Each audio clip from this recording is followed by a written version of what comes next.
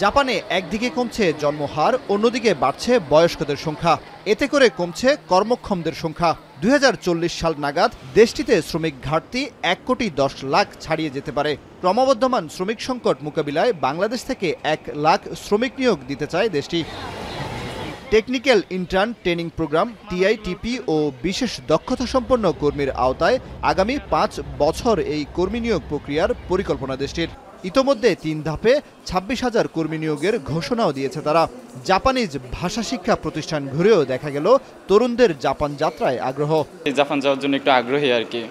ওইখানে গেলে ভালোভাবে লাইফটা সেটেল করতে পারবো। জীবনযাপন আমাদের যেভাবে করতে হবে সেটা তারা এখান থেকে শেখানোর চেষ্টা করে। জাপানে যাওয়ার জন্য যে একটা এনভায়রনমেন্ট দরকার, যে এনভায়রনমেন্টের সাথে আমরা ম্যাচ হচ্ছে আস্তে আস্তে।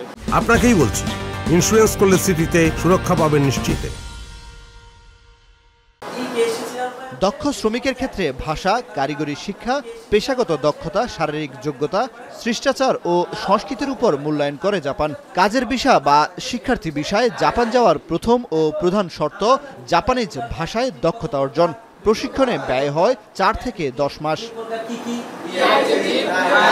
জাপানে আসার ক্ষেত্রে মূল প্রতিবন্ধকতা হচ্ছে ভাষা। আপনি যদি জাপানি ভাষায় দক্ষতা অর্জন করেন তাহলে জাপান আপনার জন্য অবারিত। আমরা যদি বাংলাদেশ থেকে অধিক সংখ্যক কর্মী পাঠাতে চাই, সেই ক্ষেত্রে জাপানের ইমিগ্রেশন অথরিটির সাথে D2G আরও আমাদের সমন্বয় সাধন করে সম্পর্ক বৃদ্ধি করতে হবে। জাপানের সাধারণত কারিগরি বিষয়ে কিন্তু খুবই ফোকাস রয়েছে। কেয়ারগিভারের জন্য বাংলাদেশ একটা যথেষ্ট মার্কেট তৈরি করতে পারে। পর্যাপ্ত প্রশিক্ষণের সুযোগ সুবিধা যদি তাদেরকে না দেওয়া হয়, সেই কোটা পূর্ণ হবে না। ভাষা শিক্ষা প্রতিষ্ঠানে প্রতিনিয়ত শিক্ষার্থী বাড়লেও যোগ্য প্রশিক্ষক না পাওয়ার অভিযোগ রয়েছে। সাবেক জাপান প্রবাসী ও সাধারণ মানের প্রশিক্ষক দিয়ে চলছে বহু প্রতিষ্ঠান।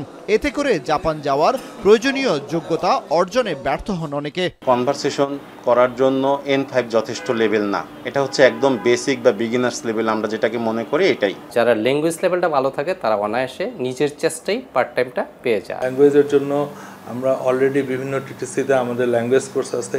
পাশাপাশি আমরা এই 12ই অক্টোবর তারিখে আমরা কিন্তু 13টা TTC-তে হাইব্রিড পদ্ধতিতে ল্যাঙ্গুয়েজ কোর্স অলরেডি শুরু হয়ে গিয়েছে এবং সেখানে এক্সপার্ট ট্রেনার যিনি আছেন, আমরা অনেক সময় দেখি যে আমাদের নেটিভ ট্রেনার প্রত্যেকটা TTC-তে দেওয়া সম্ভব হয় না।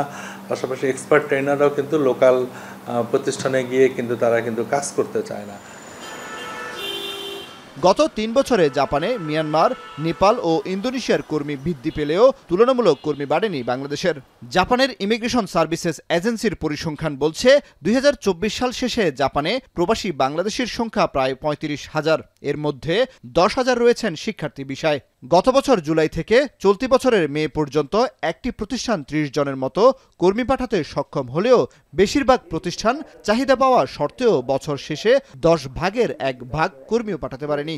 আগে ধারণা করা হয়তো যে তারা হয়তো বিদেশ চলে গিয়ে অন দ্য জব তারা জিনিসটা শিখবে এবং সেই হিসাবে তারা কাজটা করবে, কিন্তু এখন সারা পৃথিবীতেই কিন্তু এই জিনিসটা একটা ধরেন যে কম্পিউটার বা এই টেকনোলজিক্যাল অ্যাডভান্সমেন্টের কারণে কিন্তু সাধারণ শ্রমিকের ডিমান্ডটা দিন দিন কমে যাচ্ছে এবং দক্ষতার প্রতি জোর দেওয়া হচ্ছে।